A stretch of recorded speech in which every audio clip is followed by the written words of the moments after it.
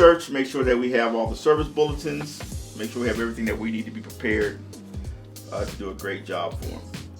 So the process we use is actually called pregame. So what pregame does is just makes us more efficient and make sure that we're prepared. As the military tells me, I don't like walking into a mission without without at least anticipating what's about to happen.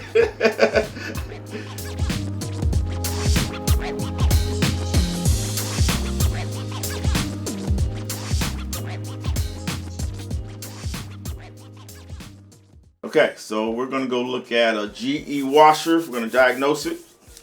Randomly, washing machine will not spin or drain on normal wash. Run it on rinse and spin, it works fine. Also needs a new door gasket. So I had a conversation with the customer. And so what I explained is, I said, okay, door gasket is secondary. Primary is getting this thing to work, right? So if it's something catastrophic, we want to identify that first, because if it's catastrophic, then of course you need to get a new machine. So then the door gasket would not be needed. So we're going to look at it, try to see if we can go ahead and resolve the main issue. And then if we can resolve that main issue at a price point that makes sense, then we're going to go ahead and move forward on quoting out the door gasket. This is a repeat customer. I've been there a couple times. Just a great guy, local guy here in Crestwood. And we're going to take care of him. All right. I think we're ready, buddy. Let me know we're headed this way. On my way. All right, our window is 9 to 1. I tried my best to get to the front end of the window, and he gets a text message that says, "Hey, Lamar station's on his way," and he gets a picture of me, right? So he knows who's coming. That's important. There you go. Bam! Look at him, just on point. Great guy. Got my tool in here, got my bag, I got my laptop. I like to bring all my stuff in with me. Ready to rock and roll. Hey. This one's, yeah. Now, do you physically see water in there, or just that the clothes are just real wet? Or Both. both? Okay. One day ago, vent damper failed to transition to desired state. All right. Pump clearing algorithm failed. He was mentioning that he had problems with it draining out, so we'll test that while we're at it too.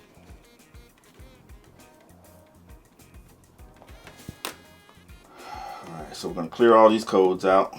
Make sure we're starting clean. Firmware update on here too, I recommend. Self-clean.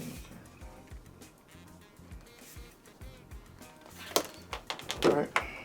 So let's go diagnostic features. Let's go diagnostic test. Let's enter service mode. Okay, we're in service mode. Alright. You can watch our spin graph as it goes through. Tell you what the target speed is and the actual speed, so I can monitor those to make sure that it's reaching the actual speed. Because if it's not, then it won't spin fast enough to get the water out. So we just want to make sure that's going right. Target speed we're going for is 400 RPM.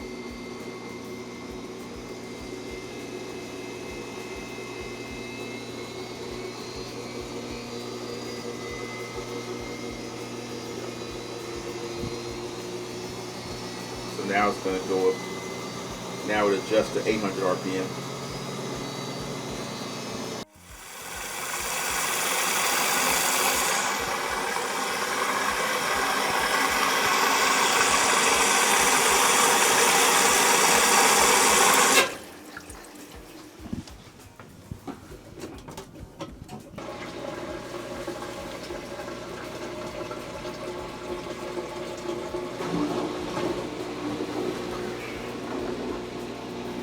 Right now, yeah, that's fine. All right. So check the basic stuff. Now what I'm going to do is go back and run a cycle, so we can see if it pulls any error codes, and then I can test it in the state that the customer's going to use it. So I'm going to try a couple different cycles and just make sure that it drains and does the functions as it's designed to do. But I'm also going to pull error codes when I get done, just to see if the control board has sensed something going wrong, and giving me any fresh error codes. So we checked error codes initially. Some of those were a lot older. We tested each individual function. Now we're going to run it from the control board. I suspect it's a control board issue. So we're going to run from the control board. The control board is just a brain, right? So if all these pieces that the brain's supposed to be touching are working individually, then you can go back to the brain and say, okay, there's a problem. Like the timing and the sequence are off. Because all you're really doing here is just selecting a cycle, then you're running a program on a control board to make that cycle happen. And unfortunately, on these models, control board issues are fairly common. Just from what we've seen from our database. I'm really just observing different things. You know, what I try to really instill in my technicians is just take your time. Just observe what's going on. Take your time. Enjoy it. You know, like I just love this. Like I know sometimes people like watching grass grow. You're just watching a washer wash. It really is problem solving, you know. And it's like, you know, kind of blessed that people call me to like fix their problems, you know. Like I get to ride around all day and fix problems. Like I'll do that all day long. It's kind of cool. Well, I had one of my technicians, Mariska. She said that. She's like, we should be appliance doctors. I said, well, technically, you're really like an appliance nurse practitioner. She's like, oh, I can't be a doctor? Like, you're not there yet. For nurse practitioners, it's a good job, too. That's a great job. It's a great job, absolutely. Probably better than a doctor in some cases. Oh, my goodness. Yeah. I said, just stay with us. You'll become an appliance doctor one day. Get your hours in, your clinicals. I had a customer, I went there for a dryer, right? She said the dryer wasn't heating the clothes properly. So I get there and she's like, well, she's something I noticed. It's like, what? She's like, there's water in the dryer. So I open the door, put my hand around the drum, and it's wet, right? So come to find out is the line going from the dryer outside, okay, was like pitched wrong. So that moisture, because look, you got wet clothes, that water got to go somewhere. So as you're heating it, that moisture is supposed to go outside. Well, that moisture was like at the low point. It's like it dipped down to the low point, and it was just like a puddle of water that was coming back into the dryer. And so I can see what you're saying. So that lint comes and it's pretty much getting in that water. It's just clogging up, and you get water. Yeah, having an improper dryer vent would cause that issue all day long. Because it's like an artery, right? It starts collapsing on it. Then you can't get any airflow. That's not an appliance issue. Yeah, you see that a lot with clogged vents, or even partially clogged vents. So I'm surprised you were able to dry clothes that long.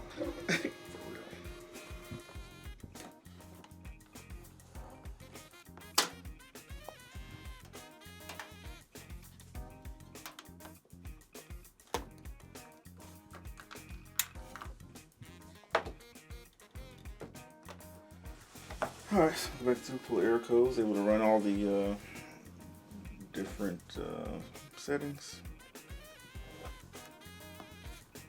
No alerts found. So ran through that time, didn't find any new alerts. He is going to need a firmware update. Okay. And what I like to do here is go through and just kind of get a look. And what I'm looking for is the actual history of what's going on with the appliance. So if I go to diagnostic features, I can go to cycle history and just kind of look through. Kind of gives me a running total of 10 or 11 cycles, and just let me know what's happening, what's going on. So I like to read through it. How long the cycle lasts, was it complete? A bunch of yeses on here, so that's good. Did a fault end the cycle, right? That's kind of important, right?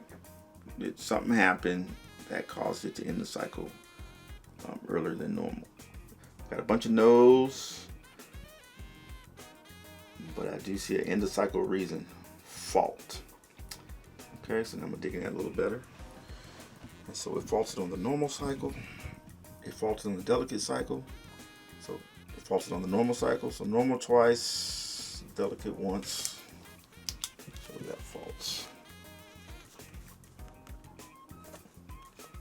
So I'm trying to see if there's any commonality on the pressure level when it actually ended the cycle due to a fault. So it's seeming that the higher pressure levels are where the faults are occurring, and which is another indicator of the control board, because that's what measures the water level. That sensor is actually built into the control board. So that's all I'm doing, just see if there's any correlation. And I asked him, I was like, well, what's the water? It's like, the water's out here. So if you see water, there's pressure up to the control board. So every time there's been water in there, it's stopped, but we know that the drain pump is working fine, which all points back to the brain is stopping and not even pushing the water out. That's all. There's a lot of data on the screen, so I'm just trying to pull out the parts that really matter. My little mobile office here.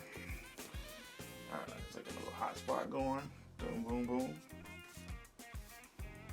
Bam, look at that. Money. All right. So what I'm trying to do now is just go in here. Once my hotspot comes up, and just type these notes up so we have a good record of what's going on. While that's coming up, what I'm gonna do is I'm gonna upload the photos I took. And we do that so if a technician comes behind us or later on we need to come back, we have a record of everything that was looked at, and orientate the new technician to what he's going to be walking into. So all these pictures here, I'll just go ahead and upload that while I'm here.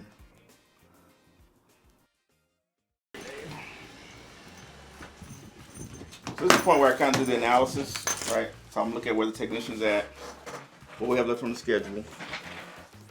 We try to push the hardest Monday through Wednesday. Thursday and Friday, we kind of come down a little bit. Try my best to get techs out of here at a decent time on Friday. All right, so Melissa is at a dishwasher in Crestwood. We just left a washer in Crestwood. And now closer to the St. Matthews area, Melissa has a Maytag front load washer. And then we're in 40223, we have a GE front load washer. And so the issue with their washer is states will not dispense the fabric softener while in cycle. So one thing I want to verify is the actuator that moves the different paths that the water goes through. See if we're able to get to the fabric softener side of that. So when you pull that tray out, you know, and you've seen the tray in your washer, right? You got those different spots that tell you put fabric softener here, put this here, put this here. Well, usually there's a water line attached to that fabric softener that opens up when it's time for the fabric softener to come through. So we can test that from our GE tool and see if we can get fabric softener, because it may just be a water valve issue. So we're going to check that out. Or it could be a dirty dispenser at the same time. Okay, so we have this customer between 10 and 2.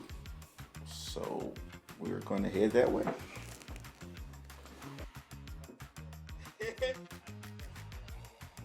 Hey, brother, you a smart man. Yeah. All right, so where we're at, we can test.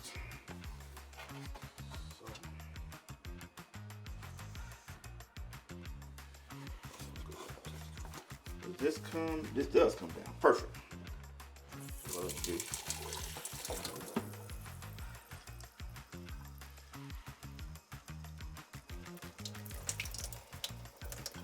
Okay, the water does come out,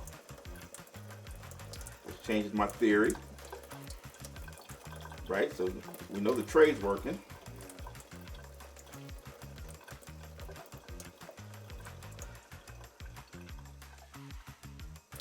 Okay, liquid bleach is working. All right. Okay, so it's not your tray. I guess that's really the bottom line there. So that tells me it's probably the water. All right, so you see what I'm doing right here? Yep. This is what your machine does. Okay, your water comes from the top. Okay. So if you have fabric softener here and water's coming from the top, then logically that right side back here, that fabric softener should be going out there if water's pushing it out. Okay, so all right, got that.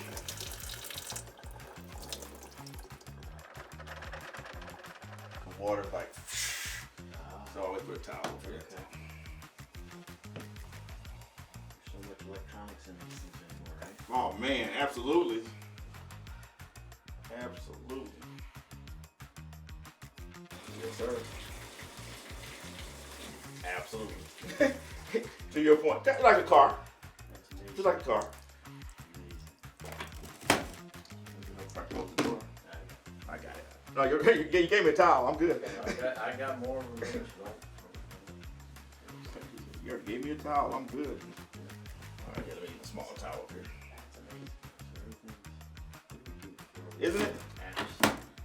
Oh my gosh. Well, that's what I always tell people. Like, man, before they gave us this, you could like pinpoint down to a point, but then you're showing up with like 2 or 3 parts saying, yeah, I think it's this, but I'm not sure if there's something after this. So there is a benefit to it, all the technology. There's a huge benefit to it. Pinpoint Right. where the issue might be. But some people still don't want it. There's some technicians that say, I'm not paying GE for it. Like, okay. Yeah, I'm sure. I was like, okay. And I'm sure every manufacturer you have to. Let's go here.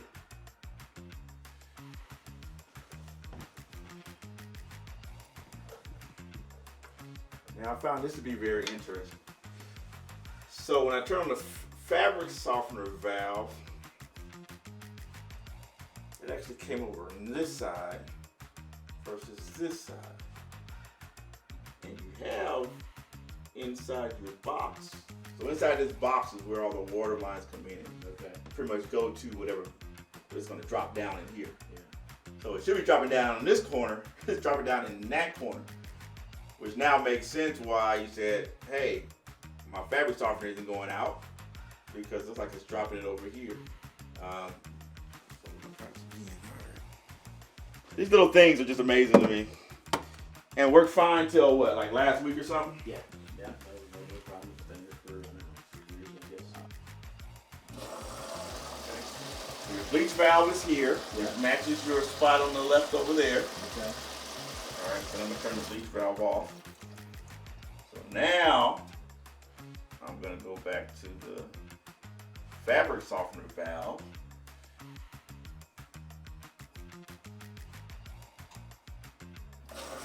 Which is coming out the same spot the bleach valve is. So that's what's happening. When the control board is calling for the fabric softener to go through, Activating bleach. it's activating the bleach valve. Absolutely. How does something like that what that was working all of a sudden decided not Well, usually what I've seen is like it's like hard water. to?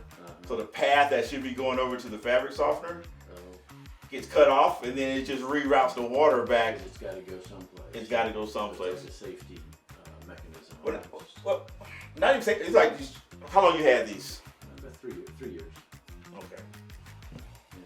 3 to 4. That's a good way to say it. I'm with you. Because otherwise it would just try to keep pushing it Yes. and nowhere to go. So now let me go back to the. They have a bulk valve. Now where's the bulk valve coming out of? Okay, that's not bad.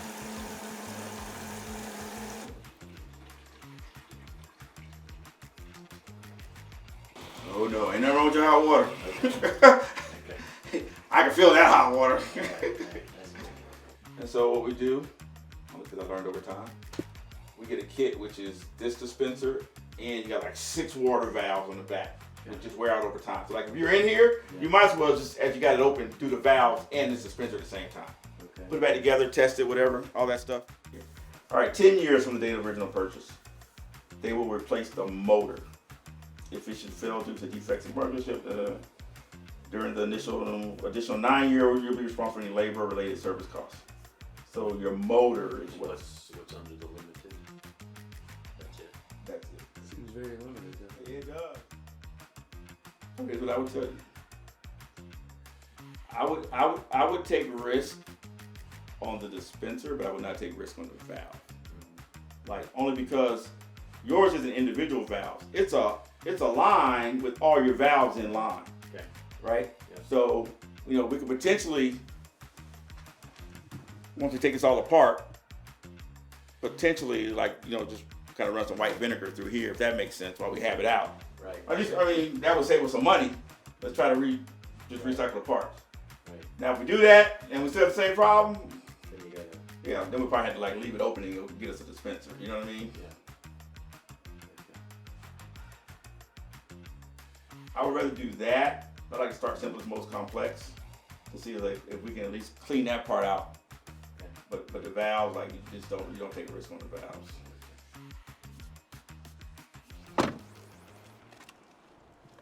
We're at Marcone Supply Day. This is where we come and get a lot of our parts. GE plants right down the street. These guys, I think they say they're the second largest part supplier by volume as far as all the Marcone warehouses. So you can see all warehouse back there. The front counter here. Got my guy Mark, who runs the front counter. Always try to take care of it. Conceal weapons or put your guns away.